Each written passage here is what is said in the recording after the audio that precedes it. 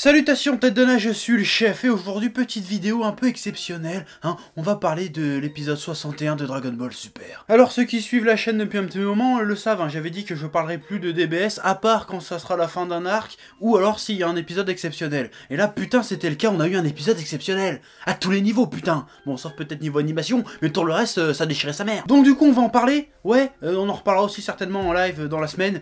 Parce que voilà, faut qu'on en parle de toute façon, j'avais envie d'en parler tout de suite, donc je fais une vidéo. De toute façon je sais ce que je veux, qu'est-ce qu'il y a? Ouais. Bon déjà petite parenthèse, à partir de quand je change mon pseudo en Oracle DBZ, DBS en l'occurrence. Parce que depuis le début, je dis des trucs et ça arrive, et c'est assez perturbant, même pour moi, tu vois. Le tournoi c'est arrivé, plein de trucs c'est arrivé. Un jour je ferai une vidéo récapitulative de tout ce que j'ai dit qui est arrivé, parce que ça serait trop marrant. Oh, ça ragerait tellement, mais tellement. Enfin bref.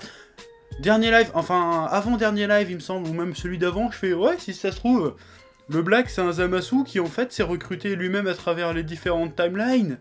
Et bim, qu'est-ce qui se passe? Bah c'est exactement ça ma gueule. Ah ça c'est beau, arriver à ce moment là, c'est beau je veux dire. L'oracle quoi. Merde. Ouais une petite session d'autosuçage de queue juste pour faire rager, parce que j'ai dit que j'aimais pas trop les théories, mais moi dans mon cas c'est pas des théories, c'est des prophéties que je fais. Voilà, donc voilà, tu peux rager maintenant. Ouais. Bref, cet épisode 61, que dire? On n'était pas prêts, mais clairement pas, on était clairement pas prêts. Parce qu'après la première confrontation Black Zamasu, Goku, Trunks, Vegeta, bon, c'était stylé, mais on est resté un peu sur notre faim, on se dit merde, c'est tout.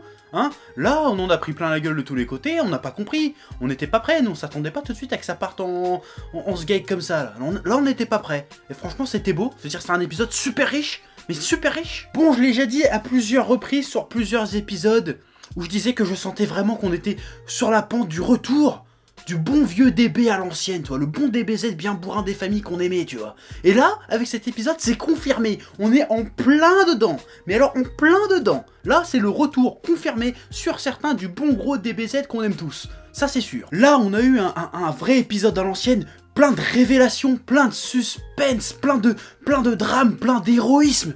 J'ai envie de dire, avec même de vrais enjeux autres que, tiens, regardez, on va se battre contre ces mecs-là parce qu'ils ont l'air forts et que c'est rigolo la bagarre. Là, non, là, c'est du vrai DBZ. Là, avec cet arc, j'ai l'impression, c'est même pas une impression, c'est le cas, clairement, on est en plein dedans. On passe enfin en mode serious business avec DBS. Là, on a un vrai méchant, qui est une vraie menace pour tout l'univers, et les héros sont au bout de leur vie pour essayer de l'arrêter. Enfin, c'est plus de la rigolade, c'est plus on est potes, c'est là, il faut qu'on lui nique sa mère, sinon on est tous morts. Ça c'est bon ça. On est vraiment revenu à tout ce qui a fait, en grande partie pour moi, et pour tout le monde d'ailleurs, le succès de la saga Dragon Ball. Là on est en plein dedans, là c'est beau, j'ai envie de chialer putain. Ouais. Donc là c'était la partie où j'exprimais mon kiffage de l'épisode. Maintenant on va analyser un peu plus les éléments de l'épisode. Voilà. D'ailleurs si t'as pas vu l'épisode tu vas le voir avant parce que je vais spoiler comme un bâtard, je préfère te prévenir. Voilà. Bon déjà on va parler de Zamasu et de Black, de toute façon c'est la même personne. J'ai envie de poser cette question. Est-ce qu'on serait pas là en présence d'un des tout meilleurs vilains de DBZ? Mais de tout DBZ, du tome 1, tome 42, même Dragon Ball GT. Est-ce qu'on n'a pas là le meilleur vilain? Sans déconner. Je pose la question, parce que le Zamasu c'est un personnage assez atypique dans l'univers DBZ, quand on regarde bien, l'univers Dragon Ball, c'est pareil de toute façon, parce que d'habitude on a souvent des méchants qui deviennent gentils, alors que là on a un gentil, parce qu'à la base c'est un caillou du Nord, donc c'est censé être un mec sympa qui protège les innocents tutti quanti, et il devient, par excès de, d'idéalisme, il devient un enfoiré. Ça c'est intéressant déjà. Parce que c'est du jamais vu dans Dragon Ball ça. Bon, il y a peut-être des trous de balles qui vont me sortir Majin Vegeta, mais là ça n'a rien à voir, donc ta gueule de base. Voilà. Pour une fois, on a un méchant avec une espèce d'idéologie, qu'on n'avait pas avant. Bon, il y avait peut-être Freezer qui se démarquait un petit peu, parce que Freezer, lui, voulait tout conquérir, il avait une logique d'expansion territoriale, si tu veux, il voulait être le maître de l'univers, d'accord? Mais après, quand t'as Cell, Boo et tout ce qu'ils voulaient les mecs c'est tout détruire pour montrer qu'ils sont les meilleurs, ils en avaient rien à foutre, ils avaient pas de but à long terme à part ça, tu vois, c'est juste des machines à détruire. Alors que là on a un ennemi qui finalement devient une machine à détruire aussi, parce que le gars il tue les humains, enfin les mortels, et il tue même les dieux. Donc le gars il veut être le mec omnipotent dans un monde où il y a rien, à part à la limite des animaux et de la nature. Donc c'est un espèce d'écolo super taré. Donc c'est bizarre ça déjà. Ouais. Et donc aussi, pour une fois, on a un méchant qui est persuadé d'être dans son bon droit, qui est persuadé qu'il est en train de faire quelque chose de bien, en fait. Alors que d'habitude, les méchants savent que c'est des enculés. Il faut, ouais, je suis un enculé, mais c'est pas grave, je vais être le meilleur de l'univers, je vous emmerde. Genre celle, oui, bah, je vais détruire la Terre et tout le monde, parce que voilà, je suis un enculé, parce que je suis le plus fort, je fais ce que je veux. Là, non, on a un méchant qui a un objectif, qui sert une philosophie, une idéologie, et une idéologie qui est pas si conne que ça finalement. C'est pas juste je suis le plus fort donc c'est moi qui décide de tout. Zamasu c'est quoi? C'est ils voient les humains avec le don précieux qu'ils ont de la vie, tout ça, des planètes magnifiques, tout ça, ils voient qu'ils foutent la merde et qu'ils passent leur temps à s'entretuer. Ils disent bon bah ceux-là, je vais les recte. Et il se dit, et nous les dieux, on laisse faire ça depuis trop longtemps, donc si tu laisses faire, ça veut dire que t'es complice aussi, donc tu dois manger dans ta gueule aussi. Voilà, donc c'est un peu extrême, mais il y a un cheminement, c'est logique ce qu'il pense quelque part. Et du coup qu'on ait un méchant comme ça apporte aussi quelque chose de neuf dans Dragon Ball, c'est que on a, dans Dragon Ball, globalement, à chaque fois, de toute façon, qu'il y a eu un combat, il y avait un côté idéologique derrière, c'est toujours l'idéologie de Goku, du bien contre le mal, donc... De base, c'est toujours des combats idéologiques, si tu veux. Mais là, c'est pas juste, ça passe pas juste par des coups de tatate dans la gueule. Je veux dire, il y a des vrais dialogues sur pourquoi ils font ça, qu'est-ce qui se passe. Oui, mais le monde, c'est pas que des méchants. Et l'autre, il dit, ouais, mais vous êtes des connards quand même. Il y a un dialogue qu'il y avait pas avec les méchants d'avant, en fait. Tu vois ce que je veux dire ou pas? Enfin, ouais, il y a toujours eu ce truc idéologique, mais là, c'était toujours bien établi. Le méchant savait qu'il était méchant et le gentil savait qu'il était gentil. Et les gentils disaient, mais t'es méchant? On fait, ouais, mais je m'en fous, tu vois. Alors que là, le méchant dit, non, c'est vous les méchants, je suis les gentils. Ça, c'est une espèce de subtilité qu'il n'y avait pas dans Dragon Ball avant. Et ça, c'est cool. C'est intéressant. Et le fait que le personnage ait cette subtilité que les autres méchants n'ont pas, bah du coup, ça le rend beaucoup plus intéressant qu'un Cell ou qu'un Boubou, tu vois, ou même qu'un Freezer. C'est ça qui est cool. Je dis pas que c'est le meilleur méchant en disant ouais c'est le plus balèze de tous, parce que ouais évidemment c'est le plus balèze de tous. C'est pas la question. Quand je parle d'un bon personnage, c'est pas son niveau de puissance, on s'en bat les couilles de ça. C'est pas ça, c'est comment il est écrit, comment il est pensé, qu'est-ce qu'il apporte à l'histoire, qu'est-ce qu'il apporte à l'univers. Et Zamasu apporte énormément de choses à Dragon Ball, qu'il n'y avait pas avant. D'ailleurs le Black Zamasu il est tellement méchant qu'il arrive à mettre en colère Goku. Quand même, Goku le mec le plus pisse de la Terre. Hein, il a été en colère combien de fois dans le manga Goku? 2-3 fois maximum. Quand même, c'est pour montrer que le gars, quand même, voilà. Hein. Puis on a enfin le retour dans cet épisode d'un Goku badass, d'un Goku charismatique à l'ancienne. Hein, parce que depuis le début de cet arc de DBS, Goku c'était un petit peu le gamin attardé. On sait pas trop ce qu'il fout là, il est là parce qu'il est là, il dit que des conneries, il est con, genre il a jamais embrassé Shichi de sa vie. Alors qu'il est marié depuis 20 ans, le gars. Je trouve ça bizarre, hein, mais bon, c'est pas le sujet, mais quand même. Voilà, je trouvais que depuis ce début de DBS, on avait un petit retour en arrière avec Goku, qui redevenait un peu le gamin débile qu'il était quand il était petit. Alors que quand il était grand, Goku, bah, il avait une certaine présence, un certain charisme, hein. Bon, il était pas super intelligent, mais il était quand même, je veux dire, quand il était là, il posait ses coups sur la table, tout le monde attendait d'avoir l'avis de Goku sur un sujet, ou comment il va régler le problème, toi. C'était Goku, quoi, c'était le héros, tu vois le truc. Et là, j'ai enfin, parce qu'avant, quand Goku il arrivait dans un combat, tu dis, oh putain, Goku arrive, ça va tellement chier. Et depuis DBS, on n'avait pas ça. Alors que là, dans cet épisode, tu vois Goku qui s'énerve, fait, oh putain, ça va tellement chier à nouveau. Et ça, c'était cool. Et j'espère qu'ils vont poursuivre dans cette voie-là, plutôt que de nous faire Goku qui est un gamin. Tu vois, parce que le gars, il doit avoir 40 piges, c'est un bonhomme quand même, il a sauvé la Terre je sais pas combien de fois. Et dire normalement il pose ses couilles sur la table, il est pote avec les dieux et tout, c'est pas juste oh là là c'est rigolo, hahaha. Non non, ça c'est pas Goku ça, Goku il en impose normalement. Ouais. D'ailleurs, j'ai l'impression que cet épisode fait un petit, justement un retour en arrière au Goku des origines, enfin au Goku adulte des origines que j'aime bien, parce que là il est en colère, c'est pas pour une raison à la con, c'est parce que le Black a tué sa famille. Bon, sa famille d'une timeline différente, hein, si j'ai bien compris, mais il a tué sa famille, du coup, alors que là on avait l'impression que ouais c'est juste un gamin qui s'en fout un peu de tout, de ses enfants et tout, là on se dit non, en fait c'est vraiment un père de famille à la Charles Ingalls qui s'inquiète du sort de sa femme et de ses gosses. Et donc ça c'est bien, ça c'est un peu comme dans le manga que j'aimais bien, ça c'est cool ça. Et là c'est une colère juste, j'ai envie de dire, là s'il se met en colère c'est pas parce qu'on lui a mangé son gâteau ou parce qu'on a mis une tapette sur sa bonne femme, non c'est parce qu'on a tué son gosse et sa femme. Là il se met en vénère pour de vraies raisons, donc ça rajoute le petit côté un peu drame de Dragon Ball, cette tension, genre il y a des conséquences, le méchant t'a fait du mal pour de vrai, c'est pas juste un méchant comme ça, c'est le méchant s'en est pris à toi personnellement, faut que tu lui niques sa mère. Ça c'est bon ça. Et cette petite pichenette dans la gueule de Zamasu là, ça va devenir un mème, hein. Ça c'est obligé ça. Ah c'est trop stylé, j'arrive. Ça c'est Goku, ça j'aime ça, ouais. Bon par contre Vegeta était un petit peu en retrait dans cet épisode, c'est un peu dommage parce que bon, voilà, ça fait quand même 2 épisodes de suite qu'il est complètement à la ramasse. C'est un peu dommage. Ouais. Mais bon, je pense que Vegeta a été mis de côté dans cet épisode particulièrement pour mettre en avant l'autre protagoniste de cette histoire, de cet arc qui est central à cet arc, c'est Trunks, Mirai Trunks. Mais je vais juste l'appeler Trunks, parce que faites pas chier. D'ailleurs, je te balance ça comme ça, mais j'avais aussi prophétisé le retour de Mirai Trunks. Ah, c'est vérifiable, tu regardes les vidéos sur la chaîne, je l'avais dit, il y a longtemps. Donc voilà, tu peux rager. Vas-y, rage. Et là, encore une fois, avec Trunks, j'ai envie de poser cette question. Est-ce qu'on serait pas définitivement en présence de l'un des meilleurs personnages de tout Dragon Ball confondu? Ah, j'ai envie de poser la question. J'en avais parlé dans mon Dragon Ball OG, mais là on atteint des proportions cosmiques, j'ai envie de dire. Et c'est tout à fait à propos quand je vais parler de la suite et quand t'as vu l'épisode. Ouais. Bon, énormément de personnages dans Dragon Ball, dans toute la saga Dragon Ball, ont un passé tragique. Même Goku a un passé tragique, sauf qu'il en a pas conscience. Vegeta a un passé tragique. Piccolo a un passé tragique. Mais Trunks, lui, il en chie en permanence. Mais genre level balèze quand même. C'est pas juste, oh, je suis moins fort que mon collègue Goku. Non, non, lui, c'est sa vie, c'est de la merde. Il est en lutte permanente contre le destin, contre le temps, contre tout ce que tu veux. C'est assez passionnant comme histoire, l'histoire de Trunks. Parce que l'histoire de Trunks, c'est quoi? C'est l'histoire d'un mec qui a perdu toute sa famille, qui a perdu tous ses amis. Le mec qui doit être seul à se battre contre des monstres qui ont ravagé la planète.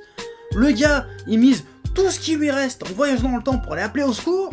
Il réussit, il revient dans son monde, il sauve son monde, il a un petit peu de paix, et puis derrière on lui reprend tout ça encore une fois, justement parce que la première fois il avait pas le droit d'essayer de sauver tout le monde. C'est triste comme histoire. En gros, pour résumer plus clairement, c'est comme si, peu importe l'énergie, la puissance qu'il y met, les efforts qu'il met, les sacrifices qu'il fait, c'est comme si le temps, l'univers avait de toute façon décidé à l'avance qu'il allait se faire niquer quoi qu'il fasse. C'est l'histoire la plus déprimante de tout Dragon Ball, c'est l'histoire la plus dense, la plus complexe. Je veux dire, c'est pas innocent, c'est pas juste, oh, je vais devenir le plus fort pour voir des dragons et puis être le meilleur. Non, là c'est un autre délire. Je me demande si Trunks, ça serait pas un peu le guts de Dragon Ball. Ah si, il a une épée en plus, il y a un truc. Il en chie en permanence, mais le gars il se bat quand même. Et il en a ras le cul, mais il continue quand même, il en a rien à foutre. C'est fort quand même, je trouve. Et du coup, le Trunks, quand il entend Black et Zamasu lui dire qu'en fait, si toutes les merdes qui t'arrivent depuis des années, bah c'est de ta faute parce que t'as pas le droit de te battre pour un monde meilleur. Et tout ce que t'as fait, c'est de rendre le monde encore pire. On va te punir pour avoir essayé de rendre le monde beau, en fait. Voilà. Donc forcément, il pète un câble quand il entend ça, le mec. À Trunks, on lui dit, c'est toi le méchant. Depuis le début, hein. T'es né dans un monde en ruine. T'as pas de parents, t'as rien du tout. T'as pas d'amis, t'as que dalle. Tu dois te battre tout seul contre des saloperies depuis le début de ton existence. Mais c'est de ta faute parce que t'es le méchant. Et parce que t'as voulu arranger tout ça, et ben t'es le méchant. Bah là, c'est évident qu'il l'a pas bien pris, Trunks. Là, du coup, non, il est pas bien. Et du coup, il s'énerve et il se transforme en un truc un peu bizarre. Hein, là, je sais, depuis hier que c'est sorti... Oh, j'ai mal à la tête. Comme par hasard, 2 jours après que je sorte ma vidéo sur Broly, ils sortent un truc comme ça, et du coup, les gens, bah, comme ils sont cons comme leurs pieds, ils vont dire « Oh, c'est un Super Saiyan légendaire !» Oh, j'ai envie de vous enculer. Ah bon, je vais essayer de pas perdre mon temps à expliquer pourquoi c'est pas un Super Saiyan légendaire, parce que ça va prendre une demi-heure de plus pour expliquer un truc simple. Donc tu veux croire que c'est un Super Saiyan légendaire? Vas-y, je vais demander à Broly. Broly? Il est là, Broly. Vas-y, Broly, tu peux me dire si c'était un Super Saiyan légendaire? Ah, il dit vous êtes des connards. Voilà, bah, c'est Broly qui le dit. Hein. Là, si tu contredis Broly, tu contredis tout Dragon Ball du coup. Donc tu fermes ta gueule. Voilà, ce n'est pas un Super Saiyan légendaire. Oui. Ouais, mais cette démonstration vaut autant que vos arguments. Hein. Voilà. Ce que nous montre aussi cet arc de DBS, c'est ça nous montre jamais un arc dans Dragon Ball a été autant lié à ce qu'on a vu avant dans Dragon Ball. C'est-à-dire que, limite, bon après bon, l'arc cyborg, ça découle directement d'un mec du ruban rouge, mais c'est pas abordé plus que ça, c'est juste, tiens, c'est un mec du ruban rouge, il veut se venger, c'est tout. Alors que là, on a un arc qui prend les conséquences de tout ce qui s'est passé durant l'arc cyborg, justement, avec Trunks qui voyage dans le temps et tout comme ça. Et ça, encore une fois, j'en avais parlé déjà dans ma vidéo sur Jaco, tout ça, c'est que depuis Jaco, et depuis tout ce qu'il y a eu après avec Battle of God, Fukatsu no F et Tutti Quanti, on nous dit le voyage dans le temps c'est dangereux, ne le faites pas. Et là, on a enfin les conséquences de tout ça. Ça en fait, c'est la faute de Trunks, comme je disais, si Zamasu, parce qu'il a voyagé dans le temps. Et du coup, Trunks, en fait, c'est la timeline principale finalement. Donc ça, c'est un sacré bordel, mais c'est super intéressant parce que du coup, l'univers de Dragon Ball devient encore plus cohérent qu'avant. Bon, il y a des questions qui se posent quand même, genre le Zamasu qui est devenu Black, il vient de quelle timeline par exemple? Ça, c'est une question qui reste en suspens. Bon, moi, à mon avis, ça vient du fait que quand Whis il a remonté le temps de 3 minutes pour sauver Gohasu, il a créé une autre timeline, logiquement. Mais bon, ça, c'est un problème, on en reparlera en live certainement, mais voilà. Donc là, on a un univers Dragon Ball qui devient encore plus riche, plus complexe, plus énorme que ce qu'on aurait pensé jusqu'ici. Et ça, c'est cool, parce qu'ils essayent de rendre ça cohérent. Ça, c'est bien, ça. Bon, là, du coup, il y en a, ils vont reparler de Broly dans les commentaires. Oui, mais du coup, s'il y a des timelines différentes et des univers parallèles, ça veut dire que Broly peut exister dans une de ces timelines. Bah oui, mais aussi, ça veut dire qu'il y a une timeline où Son Goku est sans doute un travelo brésilien. Aussi, pourquoi pas, vu que tout est possible. À ce moment-là. Hein? Vas-y, bah, viens me prouver que Son Goku dans une timeline parallèle n'est pas un travelo brésilien. Vas-y, j'attends tes arguments. Voilà, c'est tout. Donc arrêtez avec vos conneries, c'est bon. Voilà, donc cet épisode était vraiment super. Bon, l'animation était un peu pas ouf, mais elle était tout à fait correcte la plupart du temps. Voilà, un épisode à l'ancienne avec du drame, de l'héroïsme, de la bravoure, du repousser les limites. C'était beau. Alors moi, je me suis pris une claque, j'étais 20 ans en arrière, j'avais 5 ans et demi en calbar devant le Club Dorothée à boire mon chocolat chaud. Hein, là j'étais bien, là voilà, j'oubliais les problèmes du monde, j'étais bien, j'étais retourné en enfance, voilà, j'ai dit c'est pour ça que je suis là aujourd'hui, c'est parce que j'ai vu ce genre de trucs dans Dragon Ball, c'est pour ça, et ça c'est beau, putain. Donc voilà, super épisode, j'espère que la suite va continuer dans ce sens, et vu les infos qui ont leaké par rapport aux prochains épisodes, ça sent le truc de fou, mais le truc de taré, limite... Tellement trop fan service, tellement c'est un truc de taré, je sens qu'on va kiffer et je sens que cet arc de DBS va rester dans les annales. Voilà. Parce qu'il y a des trucs de fou qui sont annoncés, ça va y aller niveau théorie à la con encore une fois. Donc voilà. Tiens, d'ailleurs, je balance une petite théorie comme ça. Je pense que la transformation de Trunks, c'est juste Trunks qui va au-dessus de ses limites. Genre, s'il reste un peu trop longtemps comme ça, il va crever. Un truc du genre. Bon, on verra bien la semaine prochaine. Hein, mais si ça arrive, on va commencer à m'appeler l'oracle pour de vrai, parce que maintenant j'en ai marre. Je mérite ce titre. Voilà, ça va faire trop rager certains, ça. Ah oui, je le sens bien, mais c'est cool quand même, je m'en fous. Voilà. Donc pour conclure, j'ai envie de dire bravo, j'applaudis, bravo. C'était beau, c'était grand, c'était Dragon Ball. Voilà, et on n'était pas prêts, et j'espère qu'on n'est pas prêts pour la suite. Voilà, c'est tout ce que j'espère maintenant que ça continue comme ça. Il vous a fallu 61 épisodes pour remonter sur la bonne pente. Restez-y, bordel de merde. Allez plus loin maintenant. Vous avez rattrapé le niveau de Dragon Ball original. Maintenant, allez plus loin. C'est tout ce que je demande. Ouais, je viens de faire un petit salut Nasus sans faire exprès, mais voilà. C'est ça qu'on veut maintenant. Voilà, il vous reste quoi, 50 épisodes pour faire la série? Et ben faites 50 putains d'épisodes de ouf. Voilà, maintenant vous faites ça. Allez, on vous retrouve pour le live mercredi soir normalement. Hein, il y aura sûrement une série Boisdin et tout ça. On va pouvoir en discuter entre nous, ça va être cool. Voilà, donc maintenant je me casse. À bientôt les gens.